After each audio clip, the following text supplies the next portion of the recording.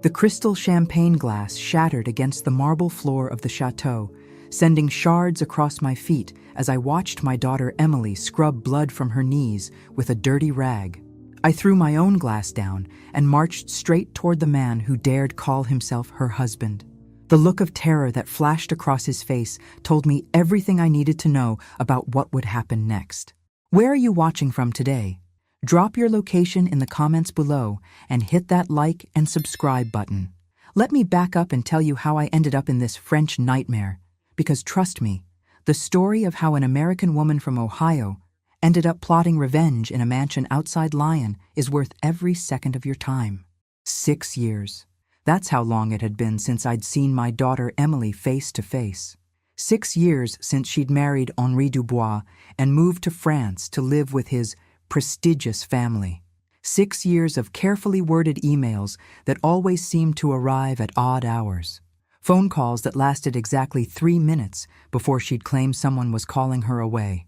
Video calls where she'd positioned the camera so precisely you'd think she was directing a movie. I'm Margaret Patterson, by the way, 62 years old and retired from 30 years of teaching high school English in Cleveland. I raised Emily as a single mother after her father decided that fatherhood wasn't compatible with his dreams of becoming a rock star. Spoiler alert, he never made it past playing dive bars in Toledo. The trip to France had been planned for months. Emily kept making excuses: renovation, Henri's work schedule, his mother's health issues, always something. But when my sister Carol died unexpectedly in March, leaving me a modest inheritance, I decided enough was enough. I bought the plane ticket without asking permission and sent Emily an email with my arrival details. Her response had been strange. "Mother, how wonderful. Henri's family is so excited to meet you. Please don't worry about hotels. We have plenty of space. Just remember that the Dubois family values privacy and discretion above all else." Privacy and discretion. Right. I should have known something was wrong when my daughter started using words like discretion in casual conversation. Emily had always been direct, sometimes brutally honest. The girl who once told her high school principal his toupee looked like a dead squirrel wasn't suddenly developing diplomatic language skills. The flight from Cleveland to Lyon was my first time leaving the United States. 14 hours of recycled air and airplane food, sitting next to a businessman who kept trying to explain cryptocurrency to me like I was some confused grandmother who'd never seen a computer. I resisted the urge to mention my master's degree in literature, or the fact that I'd been managing my own investment portfolio since before he was born. I'd imagined this reunion 1,000 times. Emily running down the steps of some charming French cottage, throwing her arms around me, laughing about how paranoid I'd been about her settling down in a foreign country. We'd drink wine, eat cheese, and she'd tell me all about her life as a successful expatriate wife. The reality was different. The Dubois Chateau sat on 50 acres outside Lyon, the kind of property that screamed old money and older secrets. Wrought iron gates, manicured gardens, gravel driveway that crunched expensively under the taxi's tires. Beautiful, intimidating, and somehow completely wrong for my daughter, who'd grown up in a 3-bedroom ranch house and considered Red Lobster fancy dining. Henri met me at the front door. Tall, thin, with the kind of sharp features that looked elegant in good lighting and cruel in shadows. His smile was practiced, perfect, and didn't reach his eyes. "Madame Patterson, what an honor to finally meet Emily's mare." His English was flawless, but carried an edge that made my skin crawl. "Emily is resting. The excitement of your visit has overwhelmed her delicate constitution." Delicate constitution? We were talking about the same girl who once played an entire soccer game with a sprained ankle because she refused to let her team down. Emily had never been delicate a day in her life. "I'd like to see her," I said, keeping my voice pleasant, while every instinct screamed that something was wrong. Of course. But first, allow me to show you to your quarters. The journey has been long, non? You must be exhausted." He led me through hallways lined with oil paintings of stern-faced ancestors, up a grand staircase that belonged in a museum, to a guest room that was larger than my entire living room back home. Everything was beautiful, expensive, and cold as a tomb. "Dinner is at 8 sharp, Henri informed me. "The family dresses for dinner. I trust you brought..." Appropriate attire? I looked down at my comfortable travel clothes and smiled sweetly. Don't worry about me, Henri. I clean up real nice. His expression suggested he doubted that considerably. After he left, I sat on the antique bed and tried to process the situation. This wasn't the life Emily had described in her emails. She'd written about simple pleasures, local markets, learning to cook French cuisine. She'd never mentioned servants, formal dinners, or guest rooms that looked like museum exhibits. At 7:30, I made my way downstairs wearing the nicest dress I'd packed, a simple black cocktail number that had served me well through parent-teacher conferences and retirement parties. Not exactly chateau formal, but it would have to do. I was following the sound of conversation toward what I assumed was the dining room when I rounded a corner and froze. There, on her hands and knees in an alcove I'd almost missed, was Emily. She was wearing a faded gray dress that hung loose on her too-thin frame, scrubbing the marble floor with a bucket of soapy water beside her. But it wasn't just the sight of my daughter on her knees that stopped me cold. It was the fresh cuts on her hands, the way she moved like every muscle ached, the careful way she avoided putting weight on her left wrist, and most telling of all, the way she looked up with absolute terror when footsteps approached, before recognizing me and quickly looking away. That's when Henri appeared behind me, carrying a crystal champagne glass, his face a mask of cool amusement. "Ah, Madame Patterson, you've discovered Emily's hobby. She finds manual labor therapeutic, something about staying connected to honest work." He took a sip of champagne and smiled as my daughter continued scrubbing, never looking up, her shoulders rigid with fear. That's when I knew three things with absolute certainty. My daughter wasn't a wife in this house. She was a prisoner. Henri Dubois was a monster who enjoyed her suffering. And before I left France, one way or another, I was going to destroy him. I grabbed Henri's wrist as he raised that champagne glass to his lips again, surprised by my own strength as I squeezed until he winced. "Where I come from, we have a saying about men who hurt women," I said in a voice that could freeze hell. "They don't stay standing very long." My fingers left white marks on his expensive silk sleeve before I released him and knelt beside Emily, whose whole body was trembling as she continued scrubbing the same spot over and over. "Sweetheart," I whispered, but she flinched away like I'd struck her. Henry's laugh was sharp, cutting through the tension like glass. "I see where Emily gets her dramatic tendencies. Madame Patterson, you misunderstand the situation entirely." "Oh, I understand perfectly." I stood up slowly, never taking my eyes off his face. "I understand that my daughter, who used to bench press 150 and could eat a whole pizza by herself, now looks like she hasn't had a decent meal in months. I understand that she's wearing a dress that belongs on a Downton Abbey extra, not a woman in the 21st century. And I definitely understand why she stopped video calling me 6 months ago." The color drained from Henri's face, but he recovered quickly. "Family dynamics in France are different from your American informality. Emily has embraced traditional values, finding purpose in domestic duties." "Traditional values?" I almost choked on the words. "Is that what you call treating your wife like unpaid help?" "Emily!" The sharp command came from the dining room entrance, delivered by a woman who could have been carved from ice.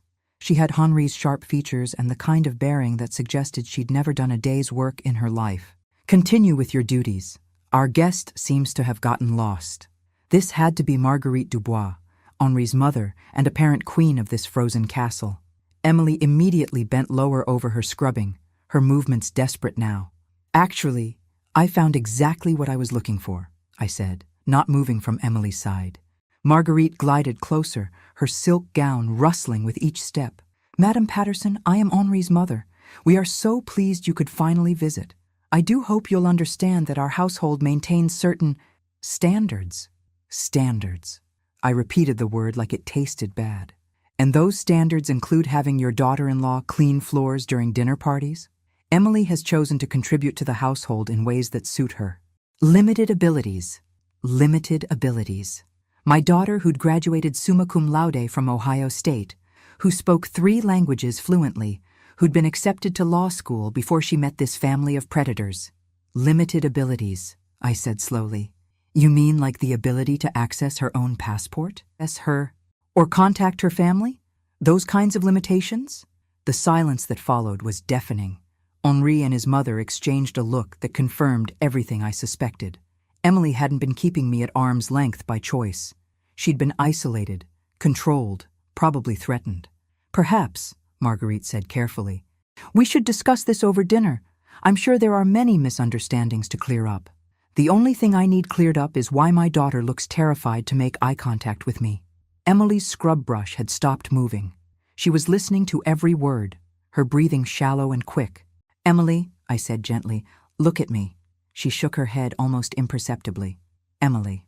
This time I put authority in my voice, the tone I'd used to command attention from rowdy teenagers for 3 decades.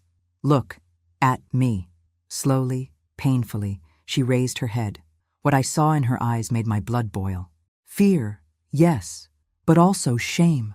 My confident, fierce daughter was ashamed to let me see what they'd done to her. That's when I noticed the bruise along her jawline, carefully concealed with makeup, but visible now that I knew what to look for. The way she favored her left side. The careful way she moved her hands, like her wrists had been recently injured. "How long?" I asked her directly. "How long what?" Henry interrupted. "I wasn't talking to you." I didn't bother looking at him. "Emily, how long since you've been allowed to leave this property?" Her mouth opened slightly, then closed. She looked at Henry with pure terror. "Emily suffers from agoraphobia," Marguerite said smoothly. "She finds the outside world overwhelming. We provide her with a safe, structured environment." Agoraphobia. I almost laughed. "You mean the same Emily who backpacked through Europe for 3 months before college? The one who used to drive to Chicago just to try new restaurants?" "People change," Henry said coldly. "Yes, they do," I agreed. "Especially when they're being systematically broken down by people who get off on having power over them." The temperature in the room dropped about 10 degrees. "I think," Marguerite said with forced calm, "you're overtired from your journey. Perhaps dinner and rest will help you see the situation more clearly." "Oh, I'm seeing everything very clearly." I reached down and helped Emily to her feet, feeling how fragile she'd become under my hands. "Emily, you're coming with me, right now." "She can't." Henry's voice was sharp with panic. She's not well. She needs her medication, her routine." "What medication?" I demanded. The silence stretched between us like a wire about to snap. "Emily takes medication for anxiety, depression, various conditions. Disrupting her care would be dangerous." I looked at my daughter's face, really looked at it, and saw what I'd missed before. The slightly glassy look in her eyes, the way her pupils seemed too small, the subtle tremor in her hands that I'd attributed to fear. They weren't just keeping her prisoner, they were drugging her. "What kind of medication, exactly?" I asked in a voice that could cut steel. Henri and Marguerite exchanged another look.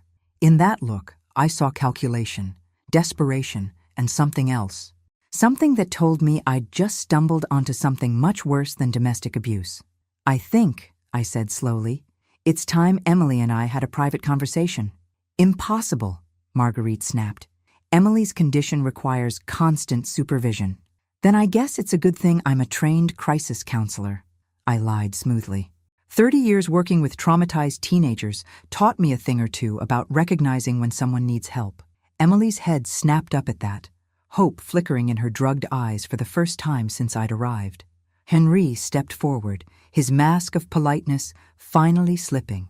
"You will not disrupt this household with your American dramatics.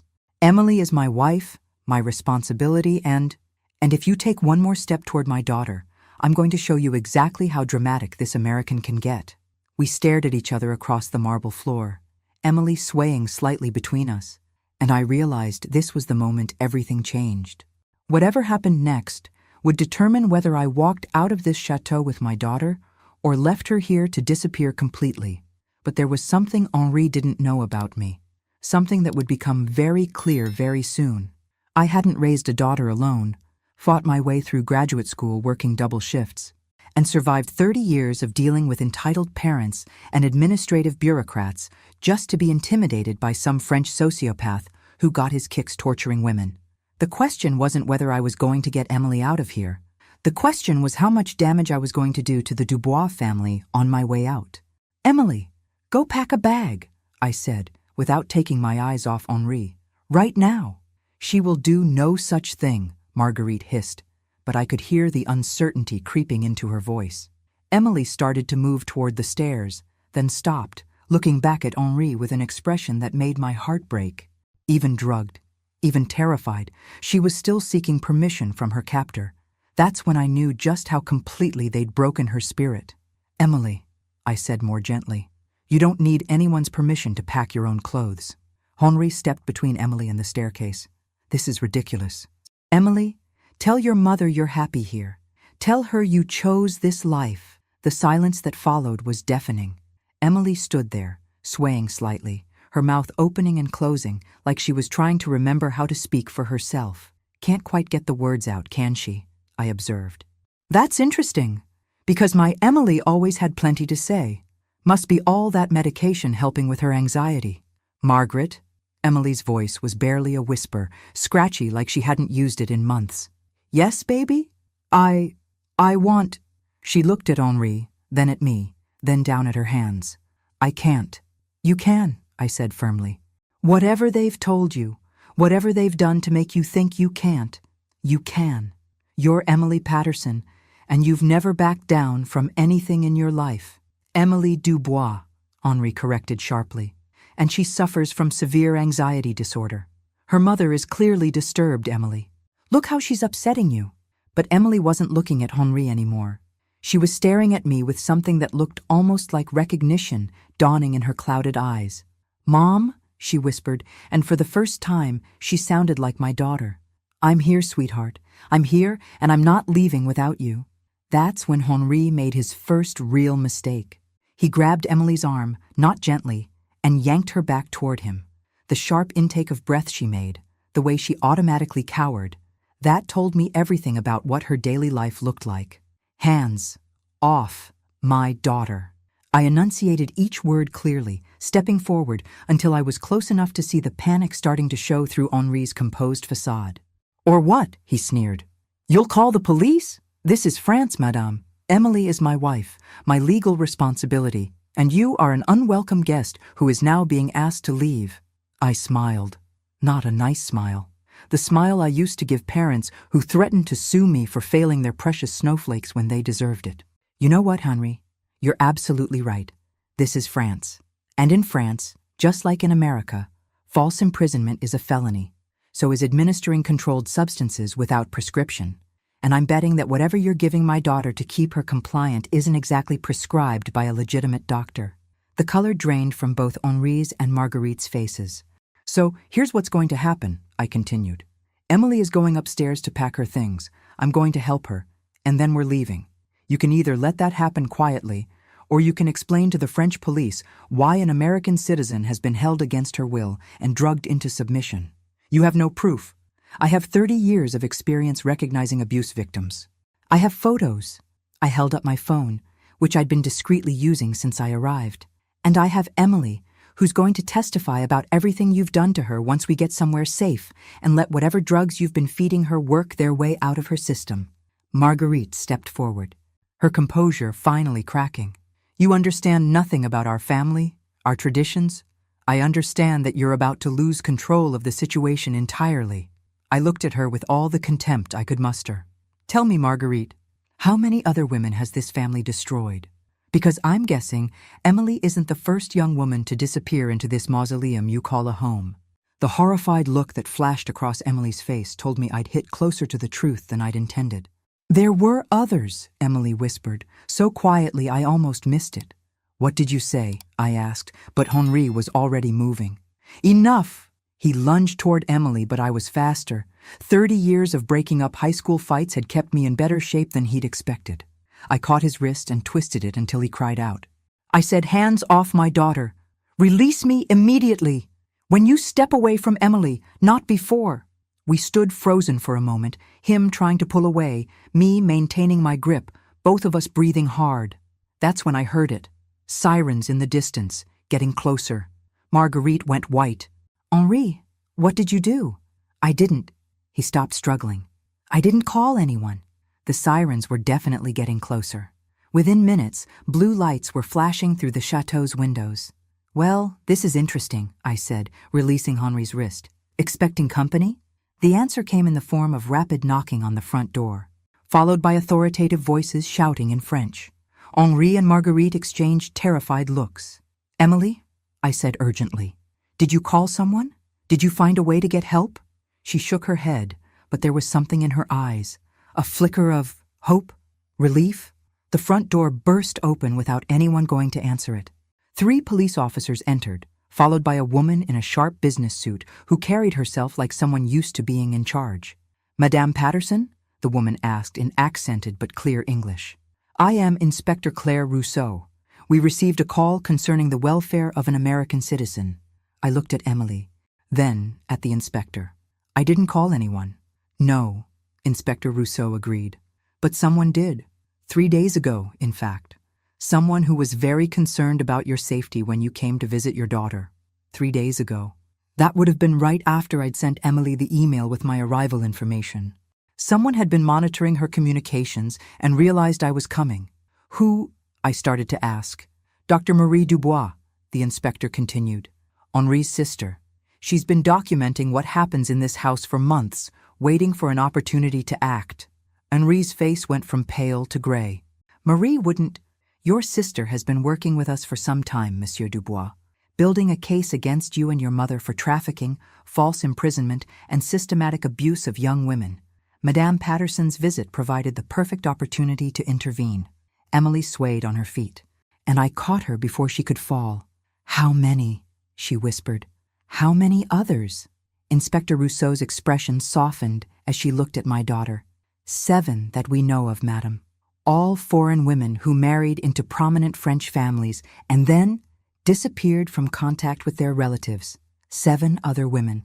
7 other daughters, stolen from their families and turned into drugged servants for entitled monsters."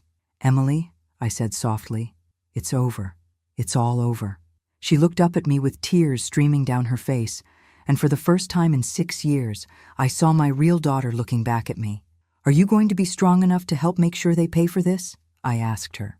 Emily straightened her shoulders, and despite the drugs, despite the fear, despite everything they'd done to break her, I saw a flash of the fierce young woman who'd never backed down from a fight. "Mom," she said clearly, "I've been waiting for this moment for 3 years. That's when I realized my daughter hadn't just been surviving in this hell. She'd been enduring it, documenting it, and waiting for her chance to fight back. The question was, what had she discovered about the Dubois family that was about to bring their whole world crashing down? 3 years, I repeated, helping Emily steady herself against the wall as the police began handcuffing Henri and Marguerite. "Emily, what happened 3 years ago?" Her eyes were clearer now, as if the shock of seeing the police had burned away some of the drug haze. "That's when I found Isabelle's diary." Inspector Rousseau stepped closer. "Madame Patterson, your daughter has been incredibly brave. She's been gathering evidence despite significant personal risk." "What kind of evidence?" I asked, though part of me wasn't sure I wanted to know. Emily looked at Henri, who was shouting at the officers in rapid French, then back at me. "There's a room in the basement, a hidden room where they keep things. Documents, photos, personal belongings from all the women who've been here." My blood went cold. Personal belongings? Driver's licenses, passports, jewelry, phones. Emily's voice grew stronger with each word. All confiscated from women who were told they were being kept safe from their own mental instability. I thought about Henri's claims of Emily's agoraphobia, her need for medication and supervision. It wasn't random cruelty, it was a practiced system. The Dubois family has been perfecting this for generations, Inspector Rousseau explained. They target young foreign women who marry into wealthy French families, gradually isolate them, claim they're mentally unstable, obtain legal guardianship, and then what? I demanded. Some disappear entirely. Others, like Emily, become permanent staff, unpaid labor for the household, completely cut off from the outside world. Emily pulled something from the waistband of her gray dress. A small recording device, no bigger than a thumb drive. "I've been recording everything for 2 years. Every conversation, every threat, every time they discussed what happened to the women who came before me." I stared at my daughter with new respect. She hadn't just been surviving, she'd been conducting an undercover investigation. That's why the video calls were always so short and strange, I realized. You were trying to send me signals. The background music, Emily nodded. I always played our song, the one you sang to me when I was little. I hoped you'd remember and realize something was wrong. Scarborough Fair. The melody came back to me instantly. She'd played it during every single video call, and I'd thought it was just background noise. Emily, I'm so sorry I didn't— You came, she said firmly. That's all that matters. Henri had stopped shouting at the police and was now staring at Emily with a mixture of rage and disbelief. You little— Careful, I warned him. I'm feeling a lot less civilized than I was 20 minutes ago. Inspector Rousseau consulted her phone. Madam Patterson, there are some things you need to know about what your daughter uncovered. The evidence she gathered connects the Dubois family to an international trafficking network. Trafficking? The word hit me like a physical blow. Not sex trafficking, Emily said quietly. Labor trafficking, They identify vulnerable women, usually foreigners marrying into wealthy families, and gradually strip away their identities, their connections, their legal rights. They become property. I felt sick. How many families are involved? That's what we're still determining, Inspector Rousseau said. Your daughter's evidence suggests it's larger than we initially thought. Families across France, some in Italy and Spain as well. Emily reached into another pocket and pulled out a flash drive. This contains copies of everything: financial records, correspondence between families, lists of women and their status. Status? I asked. Active, relocated, or deceased, Emily said matter-of-factly, though I could see the trauma beneath her composure. The casual way she said deceased made my knees weak. You mean the women who fought back too hard, or who were discovered trying to escape, or who became too physically ill to work effectively. They had accidents. I looked at Henri, who was now refusing to make eye contact with anyone. You sick bastard, how many women did you kill? I never killed anyone, he said quickly. We never— Shut up, Marguerite snapped at her son. Don't say another word. But Henri was panicking now. It was never supposed to go that far. We just needed workers, people who couldn't leave or complain. Mother said it was a family tradition, that grandfather did the same thing. Henri! Marguerite's voice was sharp enough to cut glass. Inspector Rousseau smiled grimly. Thank you for that confession. Monsieur Dubois, it will be very useful in court. Emily leaned heavily against me. Mom, I need to tell you something else. Something I haven't told the police yet. What is it, sweetheart? She looked around at the officers, then pulled me aside. There's one woman still here, still alive. They've kept her in the basement for 4 years. My heart stopped. What? Her name is Katrina. She's from Germany. They told her family she died in a car accident, but she's been here the whole time. She's not well. I looked at Inspector Rousseau, who had moved closer to hear our conversation. Inspector, there's another victim in the basement. The inspector immediately began barking orders in French. Within minutes, officers were heading toward what I assumed was the basement entrance.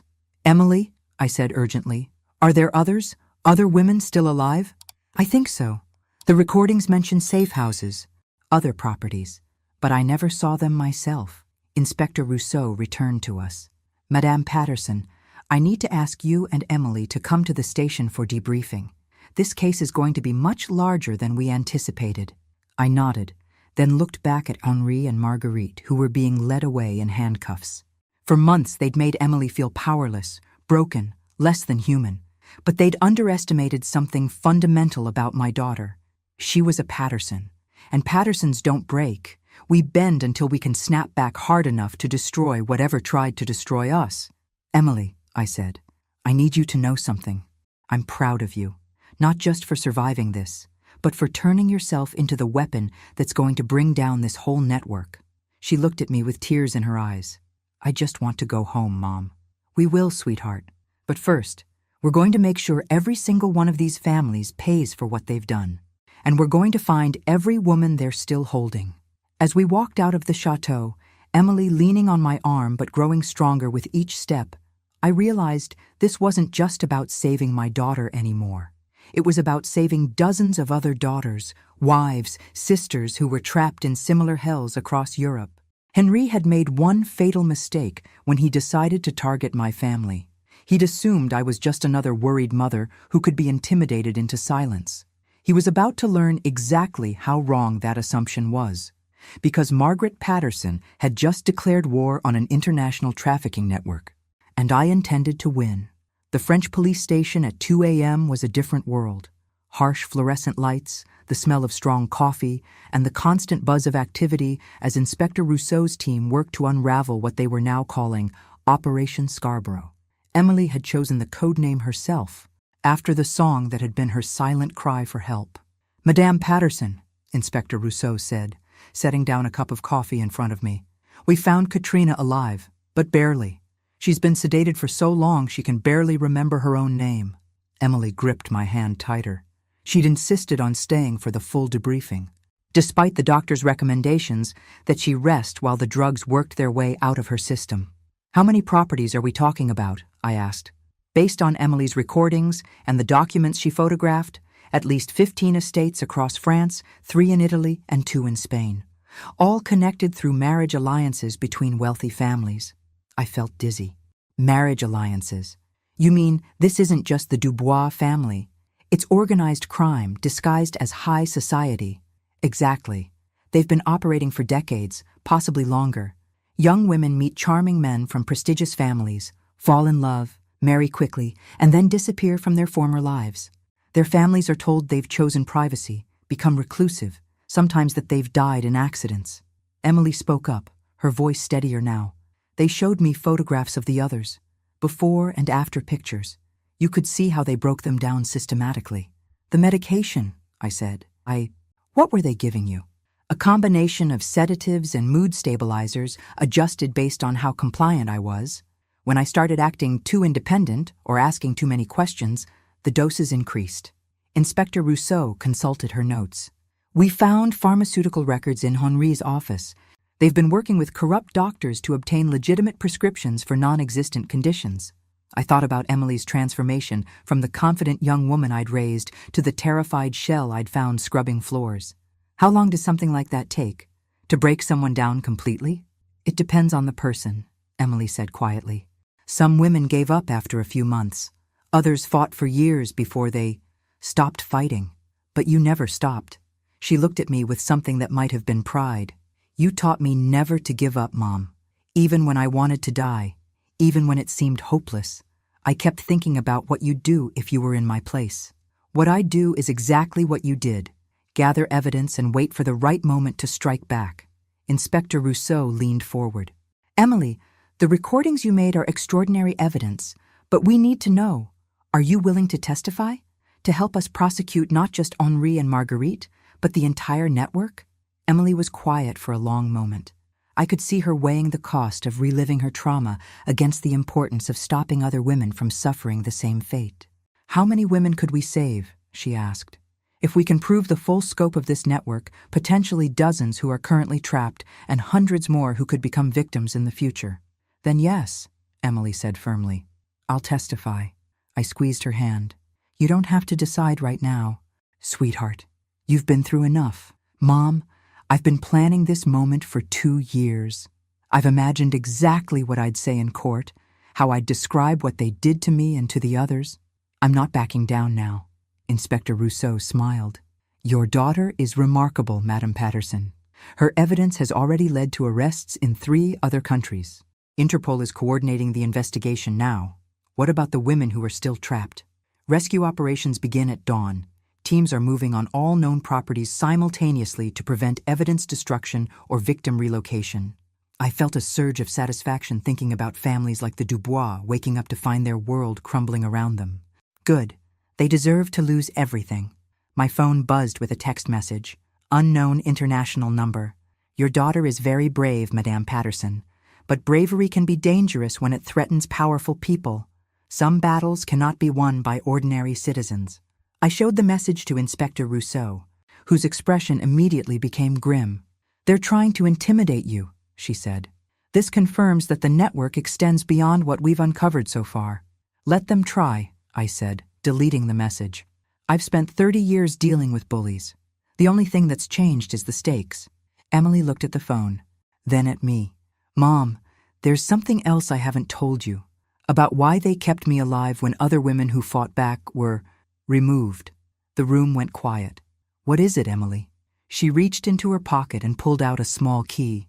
"Because I found their insurance policy, bank account numbers, legal documents, video recordings of their business partners discussing the operation.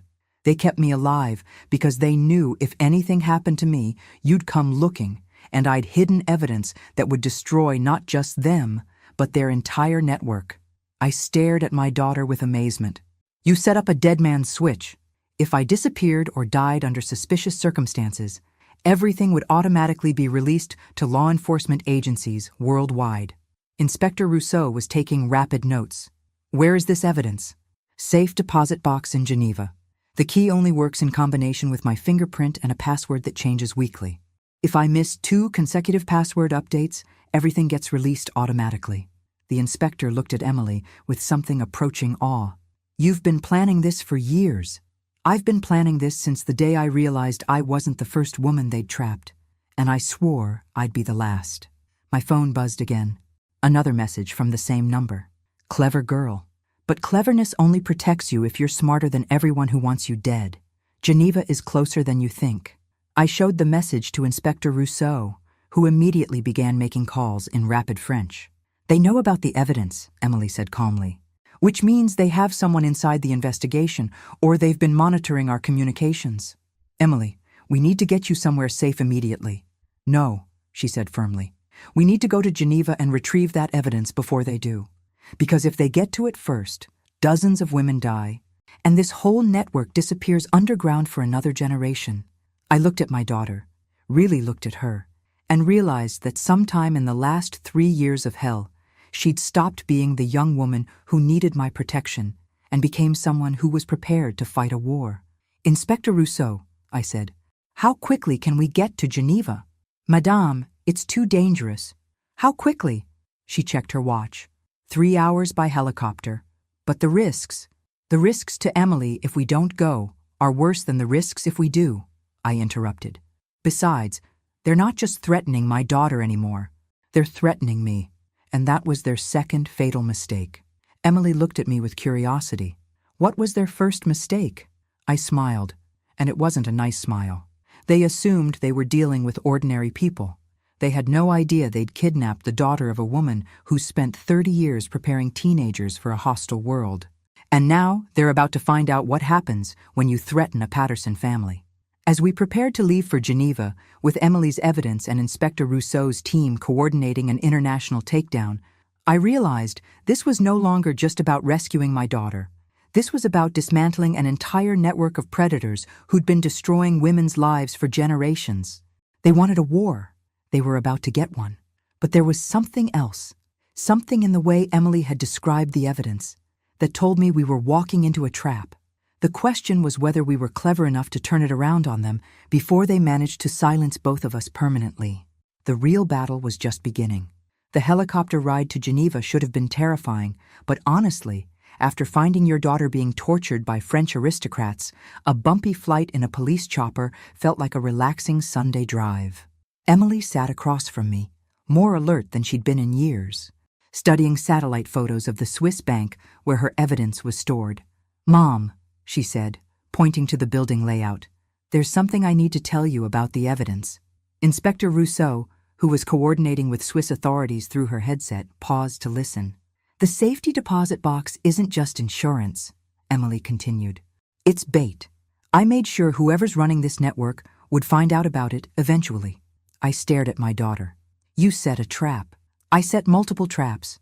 The Geneva box contains real evidence, but it also contains tracking devices linked to accounts I created under false names. Anyone who accesses that evidence will trigger alerts that will lead us to the real power behind this operation." "Emily, that's brilliant and terrifying. What if they kill you instead of trying to get the evidence?" She smiled grimly. "That's where the dead man's switch comes in. If anything happens to me, everything gets released automatically. But if they try to access the Geneva evidence themselves, we get to trace them back to their source." Inspector Rousseau finished her call and turned to us. "Swiss police have the bank surrounded, but there's a problem. Someone accessed the building 40 minutes ago using legitimate credentials. Legitimate how? I demanded. Bank executive authorization. Someone with high-level access opened the vault before we arrived. Emily cursed under her breath. They have someone inside the Swiss banking system. That means this network goes deeper than just traffickers. They've infiltrated major financial institutions. The helicopter began its descent toward Geneva. Through the windows, I could see police cars surrounding what looked like a modest office building. Nothing about it screamed international criminal evidence storage, which I supposed was the point. Whatever happens in there, I told Emily, stay behind me. Mom, with all due respect, I've been fighting these people a lot longer than you have, and I've been protecting you a lot longer than you've been fighting anything. Old habits. We landed in a secure area near the bank. Swiss police immediately surrounded us as we disembarked, their efficiency impressive, but somehow less intimidating than Henri's cold smile. Inspector Rousseau led us toward the building entrance. The person who accessed your safety deposit box is still inside, she reported. Security cameras show a woman, approximately 50 years old, well-dressed, professional appearance. She's been in the vault for 35 minutes. 35 minutes to examine evidence that should take hours to properly review, Emily observed. She's not studying it, she's copying it or destroying it. Or she's waiting for us, I added. The bank manager met us at the entrance, visibly nervous. Officers, this is highly irregular. The person who accessed Box 847 had proper authorization, all paperwork in order.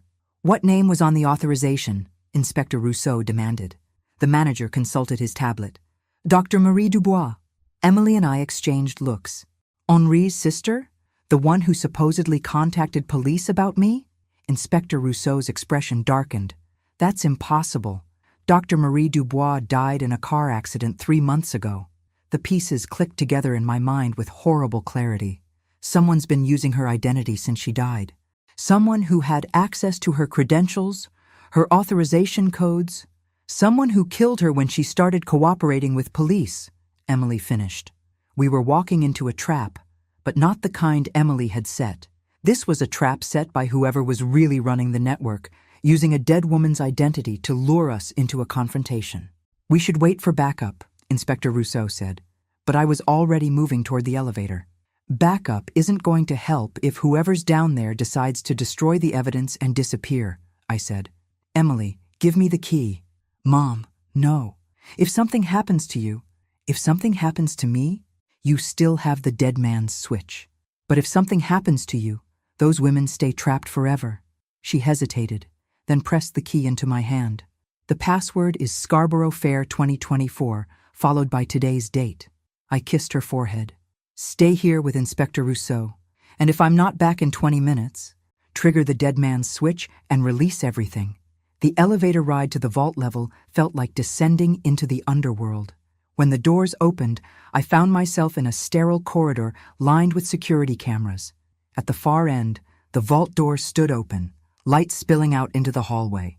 I walked toward it slowly, every instinct screaming that this was a mistake, but knowing I didn't have a choice. Emily's evidence was the only thing standing between dozens of women and continued torture. Madame Patterson, a cultured voice called from inside the vault. Please join me. We have so much to discuss.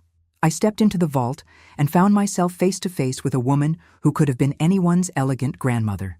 Silver hair, perfectly styled, expensive clothes, kind eyes behind designer glasses. She was sitting calmly at a small table, Emily's evidence spread out in front of her. I'm sorry for the deception about Marie Dubois, she said pleasantly, but I needed to ensure you came here personally. Who are you? My name is Catherine Beaumont.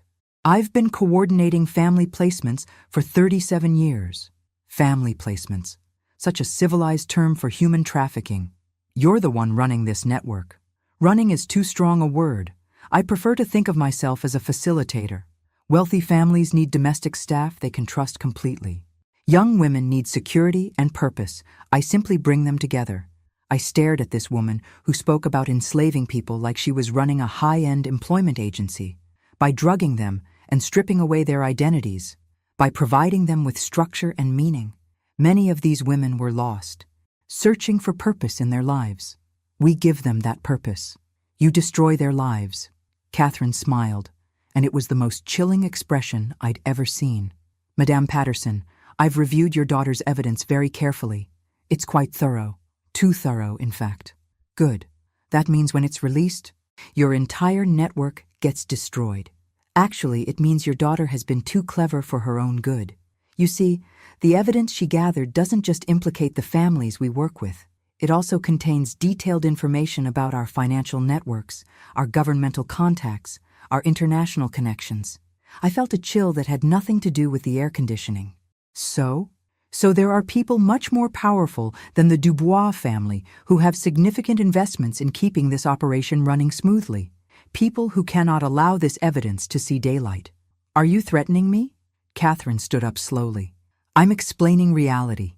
Your daughter's dead. Man's switch is very clever, but it only triggers if something happens to her. It says nothing about what happens to the dozens of women currently in our care if this evidence is released."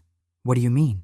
"I mean that if Emily's evidence goes public, those women become liabilities instead of assets. And we have very efficient ways of dealing with liabilities." The threat was clear. If we exposed the network, they'd murder every woman they were holding to eliminate witnesses. "You're bluffing." Catherine pulled out a phone and showed me a live video feed. On the screen, I could see women in gray dresses similar to what Emily had been wearing, standing in what looked like a warehouse basement. There had to be at least 20 of them. "This is just one location," Catherine said calmly. "We have 6 facilities across Europe. At my signal, all of these women can be eliminated within minutes." I felt sick. Emily's careful plan to expose the network could end up getting dozens of innocent women killed. "What do you want?" "Your daughter continues her married life with Henri.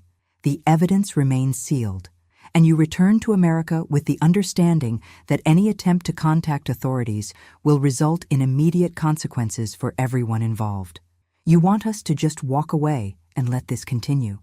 I want you to understand that some battles cannot be won by ordinary people, no matter how determined they are." I looked at the evidence spread across the table. Photos, documents, recordings that could destroy an international criminal network. Then I looked at the phone showing terrified women who would die if I tried to use that evidence. "I need time to think." "You have 5 minutes. After that, I leave with this evidence, and your daughter's protection disappears permanently." Catherine checked her expensive watch and sat back down, completely calm, as if we were negotiating a business contract instead of the lives of dozens of women. But she'd made a crucial mistake in bringing me down here alone. She'd assumed that Margaret Patterson was just another worried mother who could be intimidated into compliance. She had no idea that for the past 3 years, while Emily was gathering evidence, I'd been doing some research of my own. Research that was about to turn this negotiation completely upside down. "Before I give you an answer," I said, settling into the chair across from Catherine, "I have a question about your operation." She looked mildly amused. "You're hardly in a position to conduct interviews, Madame Patterson. Humor me. It's been bothering me since I arrived in France. How do you maintain control over so many families across multiple countries? The logistics alone must be incredibly complex." Catherine's expression shifted slightly. She was proud of her work, which meant she wanted to explain it. Classic mistake. Ego over caution. "It's not as difficult as you might think. We work with established families who understand the value of discretion. Families with political connections, judicial influence, financial leverage. Like the Dubois family. The Dubois family is middle management at best. The real power lies with people who can make entire investigations disappear, who can influence legislation, who control major financial institutions." I nodded thoughtfully, as if I was genuinely curious rather than buying time. "And these powerful people? They're all men, I assume." Catherine laughed, a sound like breaking crystal. "Oh, my dear, you really don't understand how this works, do you? Some of our most valuable partners are women. Women who understand that power requires sacrifice, that some people are simply meant to serve. Women like you, women like me, built this network. We identified the need, developed the methods, established the connections. The men simply provide the muscle and the legal protection." She was giving me everything I needed, confirming what I'd suspected since the helicopter ride. This wasn't just human trafficking. It was a sophisticated network that had infiltrated governments, banks, and judicial systems across Europe. Impressive, I said. But I'm curious about something else. How do you handle resistance when families start asking too many questions about missing relatives? Usually, the families are told their daughters chose isolation or died in accidents. We have extensive networks of corrupt officials who can provide falsified death certificates, accident reports, whatever documentation is needed. Like what happened to Marie Dubois. Catherine's smile faltered slightly. Marie became problematic. She started asking questions about Emily's situation, threatening to contact authorities. So you killed her and stole her identity. We eliminated a threat to our operation. Her credentials provided useful access to banking systems and police databases. I checked my watch. My 2 minutes had passed. One more question. The women you're holding now, the ones in that warehouse, how many facilities are there really? 6, as I said. Why? Because, I said, standing up slowly. That's not enough. Catherine frowned. Not enough for what? I pulled out my phone and showed her a video feed of my own. On the screen were dozens of police officers and rescue teams surrounding buildings in what appeared to be multiple locations. Not enough to hold all the women Inspector Rousseau's teams are rescuing right now. The color drained from Catherine's face. That's impossible. You couldn't have... While Emily was gathering evidence against individual families, I was doing research of my own. Did you really think a woman who spent 30 years outmaneuvering parents, administrators, and school boards wouldn't recognize a shell company when she saw one? I showed her another screen on my phone. These are the real financial records I've been tracking for 3 years. Every property purchase, every suspicious death certificate, every bank transfer linked to your network. Catherine was staring at my phone like it contained a live snake. You're bluffing. You couldn't have accessed... Remember, Catherine, I raised a daughter who became an expert at undercover investigation. You think I didn't learn a few things myself? The truth was, I'd been terrified for Emily since our first strange video call 3 years ago. I'd started researching the Dubois family, their finances, their connections. What I'd found had led me down a rabbit hole of shell companies, suspicious financial transfers, and patterns that screamed organized crime. I'd been building a case against them for years, just waiting for an opportunity to act. The women in that warehouse feed you showed me, I continued. They're not there anymore. Swiss police raided all 6 facilities 30 minutes ago, guided by the financial trail I've been mapping since 2021. Catherine lunged for her phone, presumably to warn someone, but I was faster. 30 years of confiscating cell phones from teenagers had given me excellent reflexes. The real question, I said, pocketing her phone, is whether you want to cooperate with authorities or go down with your network. You don't understand the scope of what you're destroying, Catherine said, her composure finally cracking. The people we work with, they'll never let this stand. They have too much to lose. Good. I'm looking forward to meeting them. My phone buzzed with a text from Inspector Rousseau. All facilities secured. 47 women rescued. Teams moving on secondary targets now. I showed Catherine the message. 47 women, Catherine.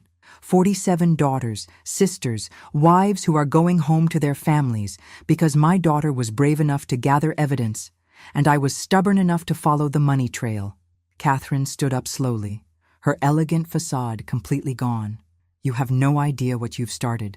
Actually, I know exactly what I've started. I've started a war against people who profit from destroying women's lives. And unlike you, I don't plan to lose. The vault door behind me opened, and Inspector Rousseau entered with 2 Swiss police officers. Madam Patterson, are you all right?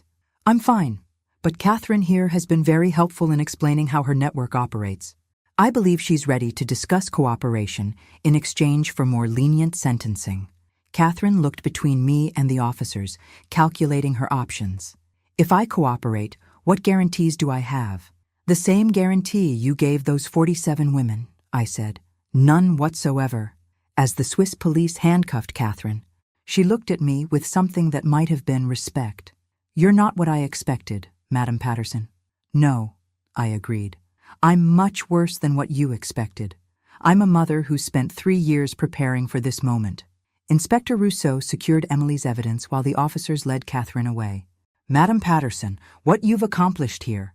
coordinating international law enforcement, tracking financial networks, gathering evidence across multiple jurisdictions. It's extraordinary work. It's what any mother would do for her daughter. Actually, it's what very few people could do.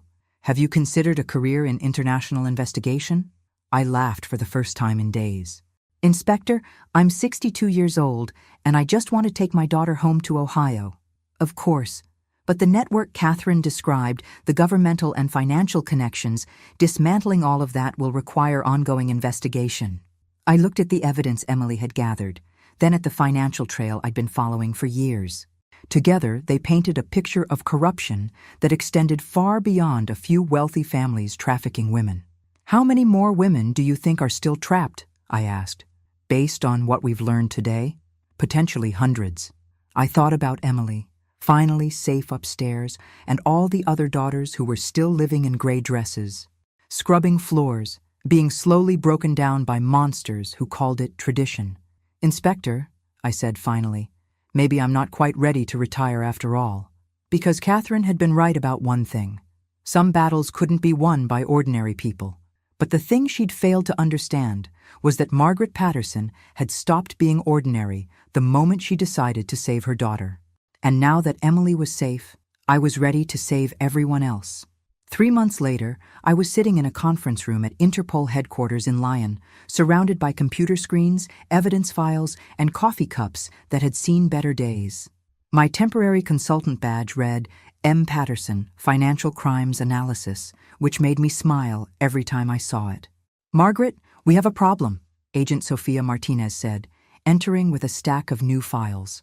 Sofia was the Interpol liaison I'd been working with to trace the financial networks behind what the media had started calling the European domestic trafficking ring. What kind of problem? The kind that involves your daughter. I looked up from the bank records I'd been analyzing.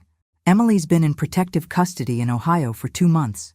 How could there be a problem? Sofia set down a photograph. It showed Emily sitting in what appeared to be a cafe, talking to a well-dressed man with silver hair.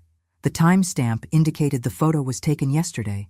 Emily left protective custody 3 days ago. She told the U.S. Marshals she needed to visit her grandmother's grave in Michigan.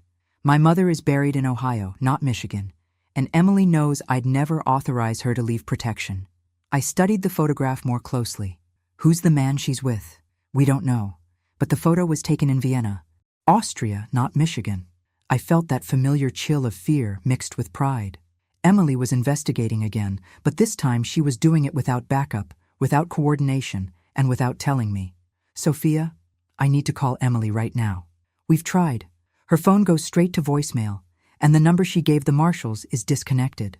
I stood up, my mind already shifting into crisis mode. She found something that made her think she needed to act immediately. What could be that urgent? I thought about the evidence we'd been analyzing, the financial networks we'd been mapping, the governmental connections we'd been uncovering. We've been assuming that arresting Catherine and the Dubois family would dismantle the trafficking network. But what if we only got the middle management? Sofia nodded grimly.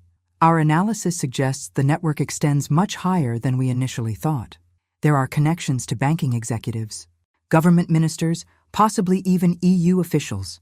Then Emily might have found evidence pointing to the people who were really running the operation, people who would kill her rather than risk exposure. My phone rang. Unknown international number. Answer it, Sofia said, gesturing to the agents monitoring our communications. Hello? Hello, Mama. Emily's voice was calm, controlled, but I could hear the tension underneath. Emily, where are you? And don't lie to me, I know you're in Vienna. I'm sorry I couldn't tell you, but there wasn't time. I found something in the Geneva evidence that didn't make sense until 3 days ago. What kind of something? Remember the bank account numbers Catherine mentioned? The ones connected to the governmental contacts? Yes. I've been monitoring those accounts from Ohio. 3 days ago there was massive activity, funds being transferred, accounts being closed, digital trails being erased. I felt my stomach drop. They're cleaning house. Exactly. Someone is systematically eliminating evidence of their involvement. But they made a mistake. What kind of mistake?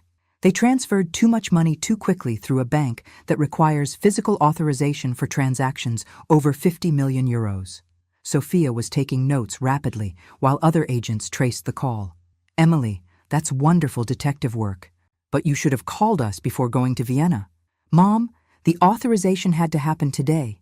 If I'd waited for official channels, the opportunity would have been lost forever. What opportunity? The chance to identify who's really running this network. The person who authorized those transfers is here, in Vienna, right now, and I'm about to meet with them. Emily, no, that's too dangerous. Mom, listen to me. I'm not the same woman they broke down 3 years ago. I know exactly what I'm doing. And what exactly are you doing? I'm finishing what we started. This network has been operating for decades because the people at the top have always remained invisible. Today, that changes. The line went quiet for a moment. I could hear background noise, traffic, people talking, what sounded like classical music. Emily, where are you right now? The Vienna Opera House. There's a gala tonight for European Banking Association board members. Very exclusive, very high profile. The kind of event where powerful people feel safe to conduct private business. Sophia was now frantically coordinating with Austrian authorities, while I tried not to panic about my daughter walking into a room full of potential criminals. Emily, please wait for backup. We can have Austrian police there in... Mom, the person I'm meeting thinks I'm Catherine Beaumont's replacement. They think I'm here to discuss continuing the trafficking operation under new management. I almost dropped the phone. You're going undercover? Emily, that's insane. It's the only way to get them to incriminate themselves. And I have insurance. What kind of insurance? The same kind I used in France. Everything I do tonight is being recorded and automatically uploaded to multiple secure servers. If anything happens to me, the evidence goes public immediately. Sophia handed me a note. Austrian police en route. 20 minutes to Opera House. Emily, Austrian police will be there in 20 minutes. Can you delay the meeting? Actually, Mom, I need to go. They're expecting me in the private box in 5 minutes. But don't worry. I learned from the best. What does that mean? It means I'm about to show these people what happens when they underestimate a Patterson woman. The line went dead. I stared at the phone, torn between terror and pride. Emily was walking into a room with people who could make her disappear permanently, but she was doing it with the same careful preparation and iron determination that I'd used to prepare for this investigation. Sophia, I need to be on the next flight to Vienna. Margaret, by the time I get there, my daughter will either have single-handedly exposed an international criminal conspiracy or she'll need someone to identify her body. Sophia looked at me with understanding. Actually, there's a helicopter waiting on the roof. We can be in Vienna in 90 minutes. Then let's go. As we headed for the roof, I realized that Emily had inherited more than just my stubbornness. She'd inherited my understanding that sometimes the only way to win against powerful enemies was to walk directly into their stronghold and force them to show their true faces. The question was whether she was as prepared for what she might find as she thought she was. Because the people who had run this network for decades didn't maintain their power by being careless or merciful. And if Emily had miscalculated, the next few hours would determine whether the Patterson family won this war or became its final casualties. The Vienna Opera House glittered like a jewel against the night sky as our helicopter circled for landing. Through my headset, I could hear Austrian police coordinating with building security, but I knew they were already too late. Emily had been inside for over an hour, and whatever she'd planned was already in motion. Margaret, Sophia said over the radio, we're getting reports of unusual activity in the Opera House. Private security has been doubled, and several board members left early. That's either very good news or very bad news. Given your daughter's track record, I'm hoping for very good news. We landed in a secured area behind the Opera House. Austrian police immediately surrounded us, their leader briefing Sophia in rapid German while I checked my phone obsessively. No messages from Emily, no missed calls, nothing. Inspector Klaus Muller, the Austrian officer, introduced himself in accented English. Your daughter is, how you say, very impressive. What do you mean? She has been wearing a wire for our investigation. For the past hour, we have recorded detailed confessions from 5 board members of the European Banking Association regarding their involvement in money laundering, human trafficking, and corruption of government officials. I felt a wave of relief so strong I nearly sat down. She's okay? She is better than okay.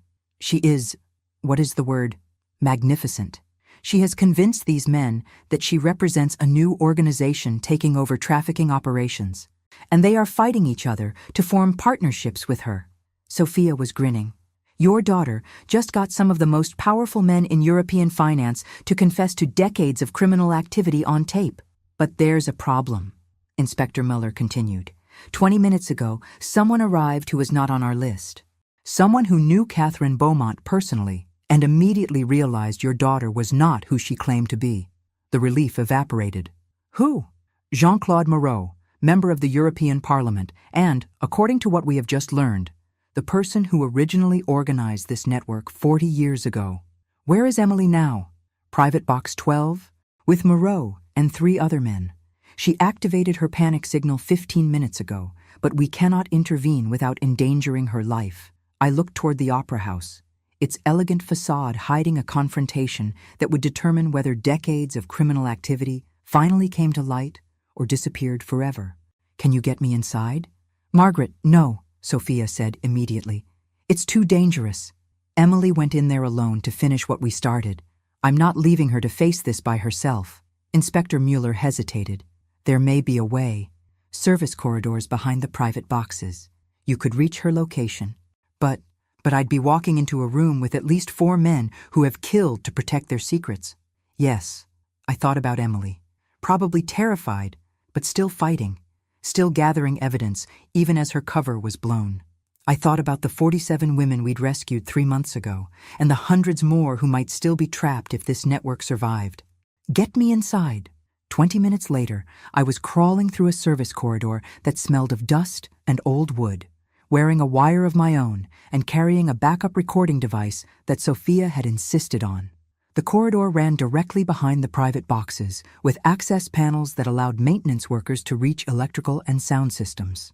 Through my earpiece, I could hear Emily's voice, still calm despite the circumstances. Monsieur Moreau, I understand your skepticism, but I assure you my organization has the resources and connections to maintain operations at their current scale. Mademoiselle, came a gravelly voice with a thick French accent. I knew Catherine Beaumont for 15 years. She would never have chosen a replacement so young. Perhaps she recognized the need for fresh perspectives in a changing world. I reached the access panel behind Box 12 and carefully opened it, providing a view into the private box through a decorative grate. What I saw made my blood boil. Emily was sitting calmly in a chair, surrounded by 4 men in expensive tuxedos. One of them, presumably Moreau, was holding a gun casually in his lap, not pointed at Emily, but clearly visible as a threat. The truth is, Moreau continued, Catherine contacted me 3 days before her arrest. She mentioned no succession plan, no replacement organization, which means you are either police, intelligence, or someone else with agenda we do not appreciate. Emily's composure never wavered. What I am is someone who understands that your network is about to collapse unless it adapts quickly. The arrests in France were just the beginning. Exactly, which is why we are consolidating our operations, eliminating loose ends. The threat was clear. Emily wasn't just blown. She was about to be murdered. That's when I realized something that changed everything. Through the grate, I could see Emily's hands, and she was making subtle gestures that I recognized. Sign language letters we'd learned together when she was 12 and wanted to communicate secretly during school events. FIREEXIT. BEHIND YOU. She knew I was there. Somehow she'd figured out that I was in the building and positioned myself to help her. MOREAUGUNLAP. I could see that. What I needed was a plan to get her out of there safely. Then Emily did something extraordinary. She stood up slowly, as if stretching, and walked toward the window overlooking the main theater. As she moved, she continued talking. Gentlemen, before we discuss partnership terms, perhaps you'd like to know exactly what evidence has been gathered against your operations over the past 3 years. What evidence? Moreau demanded, his gun now pointing directly at Emily. The evidence that's been streaming live to international law enforcement agencies for the past 90 minutes. The room went silent. That's impossible, one of the other men said. We checked you for recording devices. Emily smiled, and it was the same fearless smile she'd worn at age 5 when she'd decided to climb the highest tree in our neighborhood. You checked me for traditional recording devices. You didn't check for the ones built into my clothing, my jewelry, and my medical devices. Medical devices? Moreau stood up, his gun trained on Emily. The pacemaker I've had since my captivity damaged my heart. It's been transmitting everything you've said directly to Interpol headquarters. I stared at my daughter through the grate. She didn't have a pacemaker. She was lying, buying time, hoping backup would arrive before they decided to kill her. But Emily wasn't just buying time. She was forcing them to reveal the full scope of their criminal network on tape. So, you see, gentlemen, she continued, shooting me would be pointless. Everything you've said tonight is already in the hands of authorities in 12 countries. The only question is whether you want to add murder to your charges. Moreau's face was purple with rage. You clever little... That's when I kicked open the access panel and dove into the private box. 30 years of breaking up high school fights having taught me the value of surprise attacks. I landed on Moreau's back, sending his gun flying across the box as the other men scrambled for cover. Emily immediately grabbed a heavy crystal ashtray and began defending herself against one of the other men while I wrestled with Moreau. For a 70-year-old European Parliament member, he was surprisingly strong. But for a 62-year-old Ohio teacher who'd spent 3 decades dealing with difficult teenagers, he was just another bully who needed to learn some manners. I had him in a headlock when Austrian police burst through the main door of the box. "Everybody freeze! Police!" Moreau went limp in my arms as Emily stood over one of the other men, crystal ashtray raised like a weapon, her eyes blazing with triumph. "Inspector Muller," she said calmly, "I believe these gentlemen are ready to discuss plea bargains now." As the police handcuffed the 4 men, Emily walked over to me with that same fearless smile. "Mom, what took you so long?" "Traffic," I said, hugging her tighter than I'd ever hugged anyone in my life, because at that moment, I realized that my daughter had just accomplished something extraordinary. She hadn't just exposed a criminal network. She'd forced the people running it to confess everything on tape in front of multiple law enforcement agencies. The war we'd started in France was finally over, and we'd won. But as they led Moreau away, he looked back at Emily with pure hatred and said something that chilled me to the bone. "This is bigger than you know, girl. Bigger than any of you know." Something told me that while we'd won this battle, the real war was just beginning. 6 months later, 6 months, I was sitting in federal court in Washington, D.C., watching my daughter testify before a joint congressional committee about international human trafficking networks. Emily had traded her gray dress for a navy blue suit that made her look every inch the formidable woman she'd become. "Senator Williams," Emily was saying in response to a question, "the evidence we gathered indicates this network operated for at least 40 years, with connections to banking institutions, government officials, and judicial systems in 14 countries." I watched from the gallery, proud beyond words, but also exhausted from the months of depositions, trials, and international coordination that had followed the Vienna operation. The final count was staggering. 847 women rescued from facilities across Europe, 156 arrests including government officials and bank executives, and financial assets worth over 2.3 billion euros seized and redistributed to victims and their families. "Mrs. Patterson," Senator Williams continued, "can you tell the committee how you managed to maintain hope during your 3 years of captivity?" Emily looked directly at me before answering. "Senator, I maintained hope because I knew my mother would never stop looking for me, and I knew that if I could gather enough evidence, together we could make sure no other woman would have to endure what I endured." After the hearing, Emily and I walked out of the Capitol building together. The media attention had been intense, but we'd learned to navigate it with the same determination we'd used to navigate everything else. "So," Emily said as we settled into our rental car, "what's next for the Patterson investigation team?" I laughed. "Investigation team? Sweetheart, I think we've done enough investigating for one lifetime. Actually, Mom, I got a call yesterday from a woman in Australia. Her daughter married into a wealthy family there and hasn't been heard from in 2 years." I looked at my daughter, seeing the familiar determination in her eyes. "Emily." And there was another call from a family in Brazil. Similar situation. "Emily, we can't save everyone. Maybe not everyone, but we could save some." And we're really good at this. I thought about the past year, about how we'd gone from being victims to being the people other families called when they needed help. Inspector Rousseau had offered us both consulting positions with Interpol. The FBI wanted Emily to head up their new human trafficking task force. We'd received job offers from organizations around the world.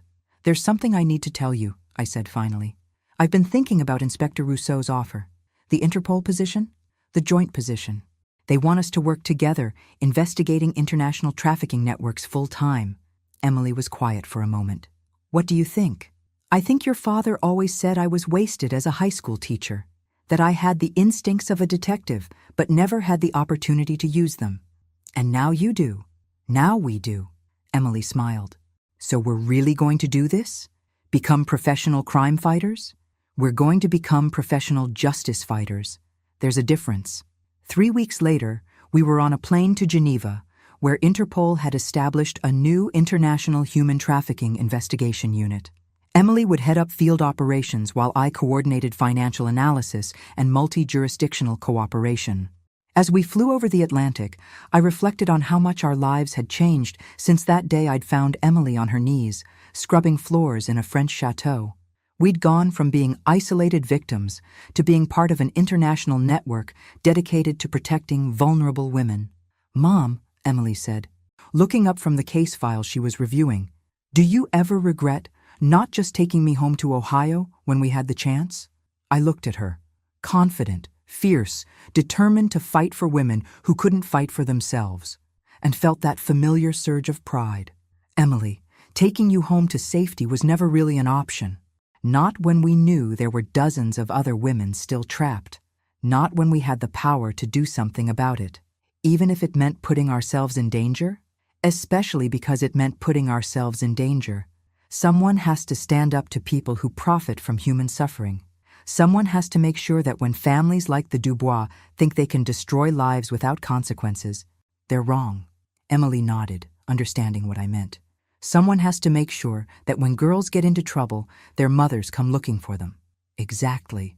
As we began our descent into Geneva, I realized that the woman who had originally gotten on that plane to France, the worried mother desperate to reconnect with her daughter, was gone. In her place was someone stronger, more determined, and infinitely more dangerous to people who thought they could abuse women with impunity.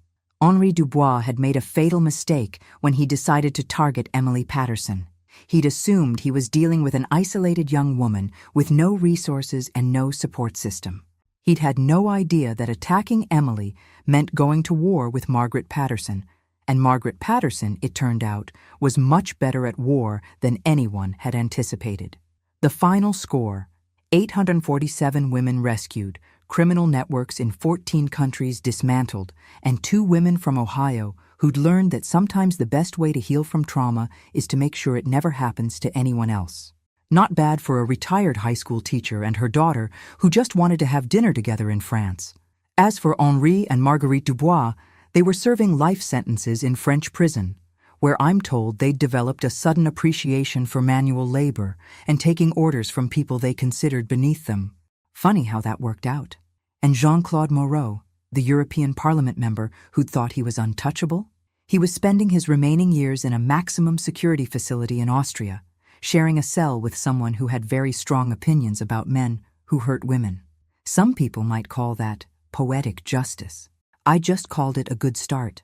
Because the truth was, even though we'd won this war, there would always be more Henri Dubois out there, more Catherine Beaumonts, more powerful men who thought money and influence gave them the right to destroy women's lives. But now there were also more Emily Pattersons and Margaret Pattersons. Women who understood that the best way to fight monsters was to become something they'd never expected. Ordinary mothers and daughters who refused to stay ordinary when the people they loved were threatened. And that, I'd learned, was the most dangerous thing you could be. The war was over. Justice had been served. And the Patterson family was ready for whatever came next. Bring it on. Thanks for listening. Don't forget to subscribe and feel free to share your story in the comments. Your voice matters.